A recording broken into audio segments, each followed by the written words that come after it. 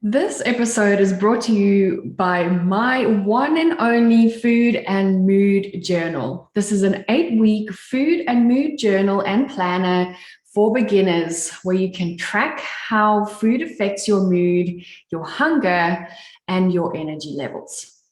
Are you sick and tired of promising yourself to stop binge eating? Do you feel out of control with food and you just don't know why you overeat? You might have intense cravings leading to self-sabotage. My food and mood journal is the perfect tool to help you tune into your signals that your body sends you. And by tracking what you eat and drink will help you give insight on how food affects your moods. This is an 8-week kickstart to mindful eating to help you identify the triggers that make you want to eat when you're not physically hungry. So this includes a food tracker, a mood and stress tracker, because we know that stress eating can also lead to overeating. We also have an 8-week goals tracker with journal prompts and affirmations. You'll also track things like your water intake and exercise. It makes a beautiful gift for anyone who feels out of control with food. It's an easy to use journal and it will give you just the insights to help you get on the path to stop binge eating, emotional eating, or any other form of overeating. So get your food and mood journal today by clicking the link in the show notes. Thank you.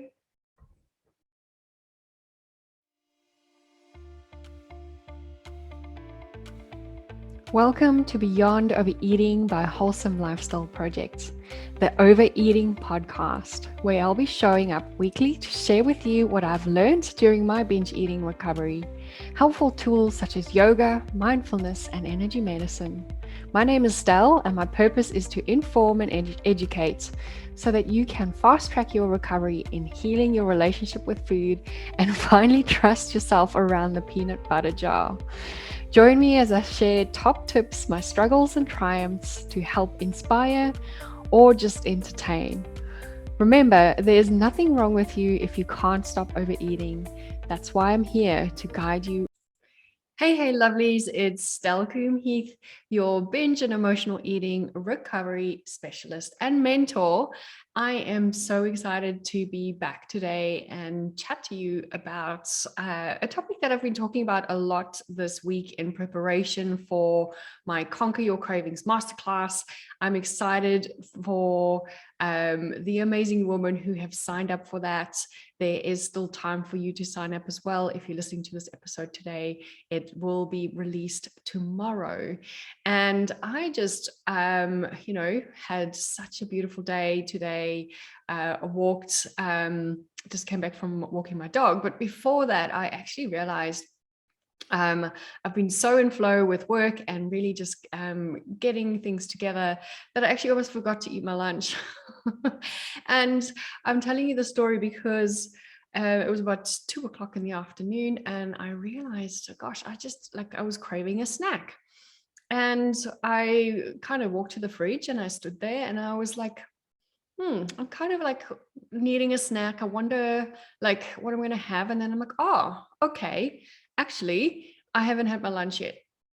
And I'm telling you this story because a lot of people feel, well, cravings or craving a snack, craving sugar can be the worst enemy, because we're so afraid that we're going to give in to that craving. And last week I talked really about the difference between cravings and an urge. And I kind of touched on the fact that cravings are your body's way of communicating with you. And I talked about the urge, which is then actually the impulse to act on the craving. And when you put the two together, cravings are actually not the enemy. They're actually there to help you. They mean that your body is working properly, versus an urge, which is that compulsion to act on cravings or to act on your guilt, to act on the shame, to act on the binge, to act on the guilt, do your diet to make up for the binge. That is what we call an urge. So the thing that I wanted to kind of get clear today is the fact that cravings, they're not the enemy.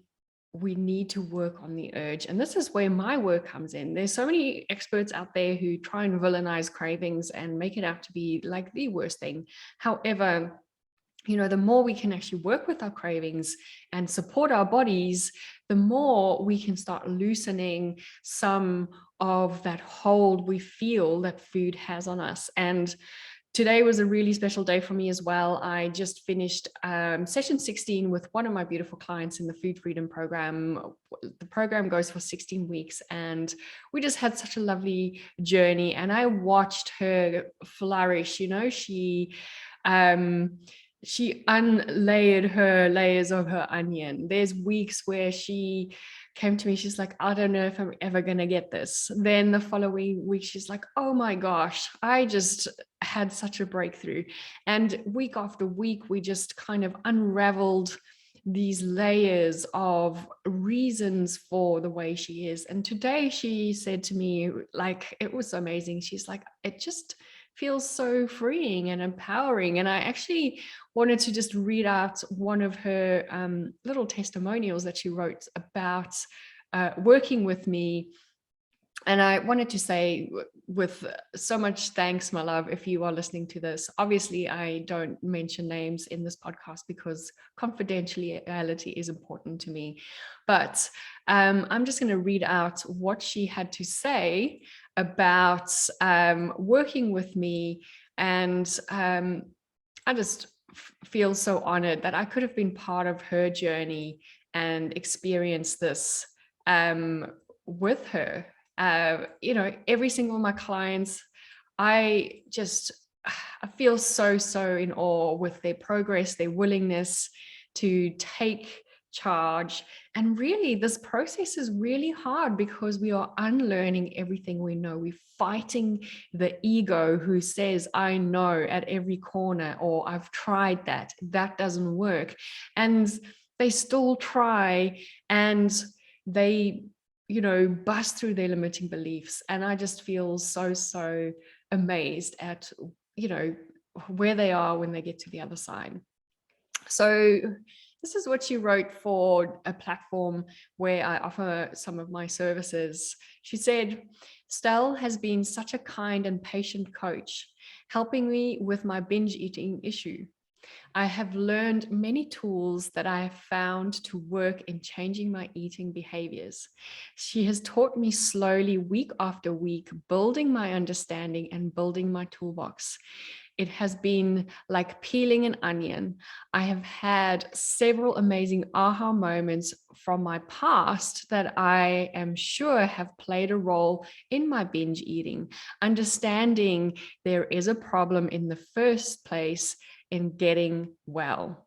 Stella's helped me get onto the road to wellness, a full life feeling good in my body.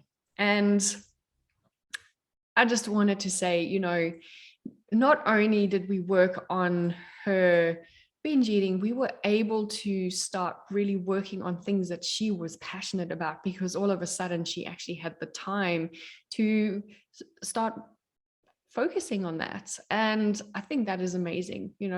So many of my clients do so many amazing things once they are no longer bogged down with the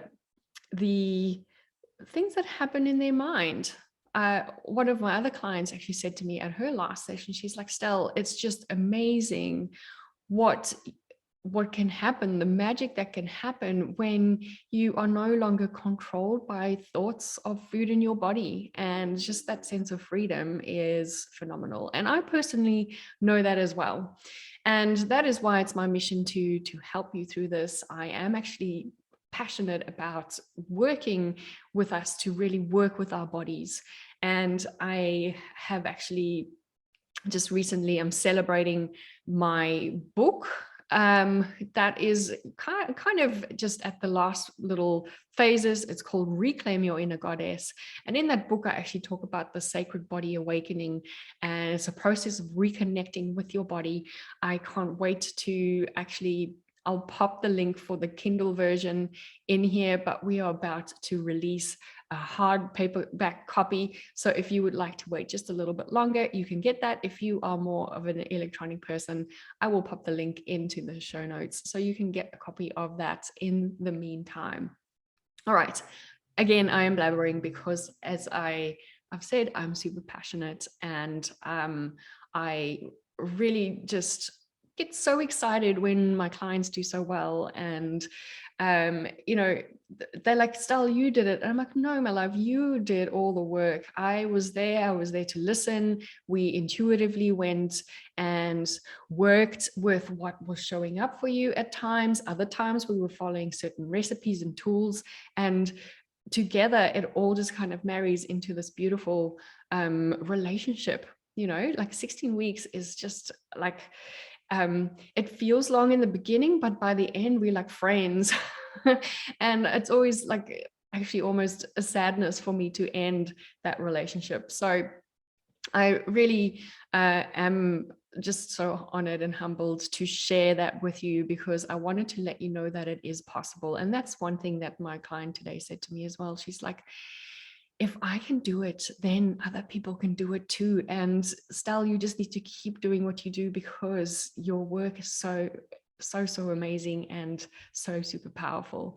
And I just like thank her for that, because it just reaffirms my vision. It reaffirms my passions of why I'm here. And sometimes it's really great to just get that kind of feedback and accept it humbly. I know it's so difficult for us to accept, compliments and that kind of thing. And today I said, I accepted it with grace, and just so excited for her journey. So I wanted to make this a shortish episode, but as you can hear, I'm super excited to share. So you might be hanging on for a bit longer than what I intended. So let's get into the topic of today. And I wanted to talk about cravings a little bit more, just in the sense of why they are there. So in last week's episode, I actually talked about cravings and some common myths we have about cravings. And I also talked about the fact that there's different reasons why we have cravings. And in the Conquer Your Cravings masterclass, I will be going into the details of what that is. In the meantime, what I wanted to just kind of give you a little bit of just feeling normal about having cravings, because I think, as I said, we all feel like there's something wrong with us because we have cravings, and I'm trying to knock that on the head. Cravings, there's nothing wrong with it. It's the way we react to it, right? It's the way we give into the urge. That's the impulse that comes with the craving. The craving is just a message. And statistically, 90% of people have reported experiencing cravings in their lifetime.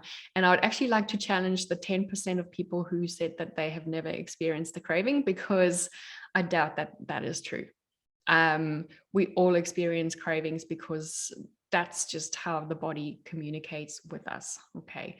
So last week, I might have touched on it, but I can't quite remember, because I was also very excited and babbling. But cravings happen for two specific reasons. The first is a physiological response from the body to tell you and communicate with you that something is out of alignment, i.e., you're hungry, i.e., there's an emotional craving, i.e., there's a hormonal thing happening, whatever the case is. Maybe your body's feeling pain. That is all just the communication that you get from your body. The second reason why you have cravings is because of a deprivation mindset. Okay. And that's what I wanted to talk about today in a little bit of detail. You're welcome to come and find out more about deprivation mindset and the types of cravings, cues, and triggers, and how that works in the workshop. I wanted to make this short. So join me there if you can. Send me a message if you can't. I can possibly arrange a replay for you, for those who are truly and generally interested in watching a replay. Okay, beautiful. Okay, so why do we have a deprivation mindset? And the reason for that basically is because we don't allow all foods into our diet. We diet, we have restricted plans. Some of us have gone through really restrictive methods of making up for binge eating or for just eating in general, sticking to that 1,200 calorie lettuce leaf diets, or fasting. All those kind of things create a calorie deficit, or too quick of a calorie deficit in the body, which the body then responds with, well, I'm losing energy. I'm wanting to stay in an optimal state. Optimal state for me is having enough energy so that I can fight off any danger coming my way. So now what happens is all of a sudden there's this massive calorie deficit, or there's an emotional attachment to a particular food. I actually had a great chat with someone today on Insight Timer, where I do a lot of talks. And someone said to me, well, I'm so addicted to sugar. And I said to her, I don't think you are addicted to sugar. There's no proof that there's actually a link between sugar and addiction. But unfortunately, it's your relationship. And some other girl said, yeah, well, I struggle with pizza and I just don't understand why, but certain times of the week, I am craving pizza.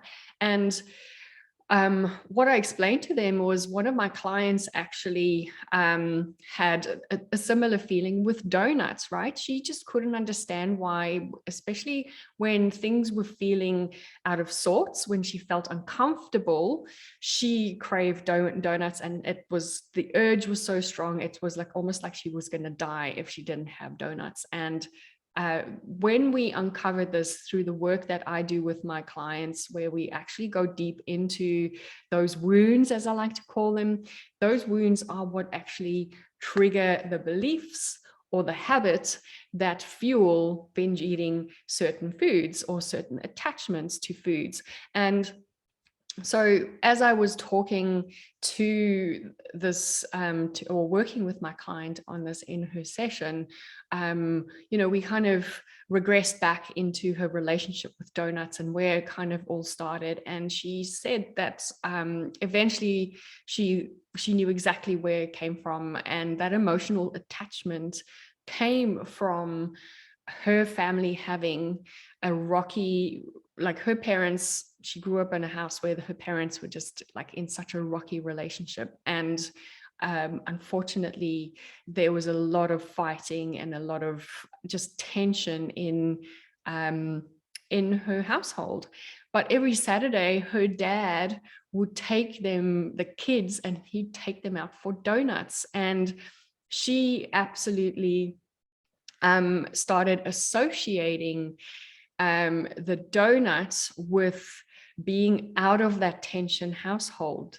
Where they went for donuts was a more peaceful place. There was no tension. So she started associating donuts with peace.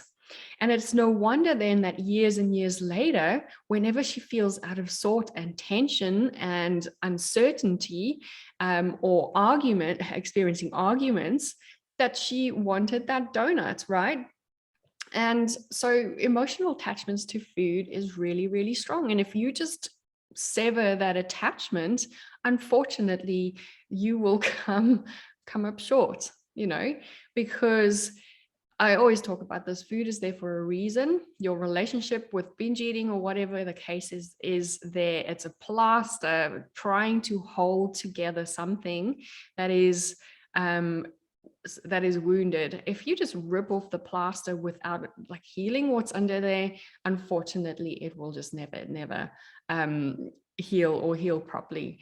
So you need to make sure that you actually, if you're going to remove something, make sure that you understand the emotional attachment to that, because that will cause a deprivation mindset. So that's where I was getting with the emotional attachment to food. Okay, so a deprivation mindset is a sense of insecurity of not having enough, and mostly caused by food rules. When we say this is bad, this is good, this is healthy, this is unhealthy, I shouldn't have this, I should have this, and you eating your lettuce leaf salad and everyone else is having birthday cake. Deprivation mindset. It's also caused by fear of calories. And when it comes to food, that will trigger your survival instinct, that part of the food zombie brain that says, I don't know what's going on here, but all of a sudden I don't feel happy, I don't feel comfortable, I feel deprived, I am going to bring out my little tantrum child, and I am going to start just triggering cravings about that. Right. So you will start thinking about food more often, and your cravings for that specific food will intensify. And that's why a lot of my clients, when I start working with them, they have continuous food thoughts. That's all they can think about. And it's because part of this deprivation mindset. All right. So what it does is it causes us to make impulsive short-term decisions. Okay. And think about it. You know, when we binge, when we eat something we're not supposed to, and if you're watching the YouTube video, my fingers are inverted commas here. If you eat something when you're not supposed to, usually you're doing it impulsively and very quickly so that no one can know, especially you, because if you stop yourself, then what's going to happen? So that creates the creating of feeling of being possessed or out of control. So you see, it's not the craving, it's the actual deprivation that has caused the craving, but that causes the impulse or the urge, should we say, to make that short-term decision, which we'll regret. And also, when we have that stress and from the deprivation mindset, we do actually raise cortisol levels because of that scarcity. And that will interfere with any motivation or willpower that you bring to the table. And we talked about this last week, where last week's episode was actually also full of amazing golden nuggets. So make sure to go and listen back to that one if you like. But, you know, scarcity will definitely trump our survival, or it will kick in our survival instincts, which means motivation and willpower will not stand a chance, because that goes against our very need to survive. So when we fear our cravings, our bodies will naturally trigger stress override. Okay. And that is what will usually the stress hormones, cortisol, triggers cravings for what? Cravings for carbs and sugar. Because why? Because those are the quick energy foods that can make us run away from danger. So that is the body's way to fix it.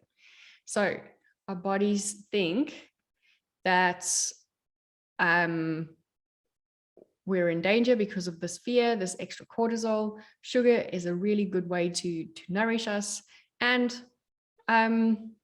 because we now have this extra craving, this extra fear, we are going to make impulsive decisions. And that's often where we make that decision where we don't want to do that. And the last thing that causes deprivation mindset is also crash diets. And crash dieting often leads to binge eating. So again, nothing to do with cravings themselves. It's got nothing to do with food itself. Food cannot make you eat. The craving, unfortunately, is just a chemical response. It's just a chemical thought or impulse. It is not the actual thing that leads us to taking action. The only thing that can do that is when that craving is ignored, we actually then create an impulse to act on the craving, a strong desire, which is called the urge, food zombie brain. And that is what leads us into binge eating later on. Okay, so I'm the expert in helping people deal with their cravings and help them understand their cravings, what it means for them physically, emotionally, so that they can support their bodies without or in a way to prevent binge eating. However, if you're only working on that piece and you are not working on the piece to manage your urges, unfortunately, you will always still end up back in a binge. Okay. So I wanted to leave you with that. If you wanted more information, if you wanted a deep dive, a longer session, understanding your cravings, where I will go into more details on what they mean, how you can start supporting yourself when you have cravings, and come along to the Conquer Your Cravings Masterclass. I will pop the details for that in the show notes below. Thank you so much for joining me today. I look forward to chatting to you next week again on the Beyond Overeating podcast by Wholesome Lifestyle Project. Please do me a favor and share this with a friend who has been saying that she can't trust herself around that whole block of chocolates, or the friend that you know normally jokes about eating her feelings. This episode will go a long way to support her, maybe understand her cravings better. Share this on Instagram, tag me. I'd love to see you tagging me in your posts, or message me if you have any questions. Go to my website, wholesomelifestyleproject.com. There's a little chat function at the bottom of the page. Send me a little message, ask me questions. I'm open to suggestions for future podcast episode topics. I'd love to support you along your way in healing your relationship with food. Sending you so much love, my loves, and I can't wait to see you again next week. Bye for now. Thank you so much for joining me today, and don't forget to share this with all your friends. You can do this by adding this to your Instagram story and tagging me at Wholesome Lifestyle Project, or by simply telling them about it. If you could rate and review on whatever platform you are listening, this will go a long way in helping me get this podcast out there so that I can share my message and help as many women out there struggling with food issues as I can. Don't forget, you can follow me on Instagram at Wholesome Lifestyle Project, or connect with me on LinkedIn. My name's Coombe-Heath, and that's where you'll find me on LinkedIn. I'll talk to you soon. Bye.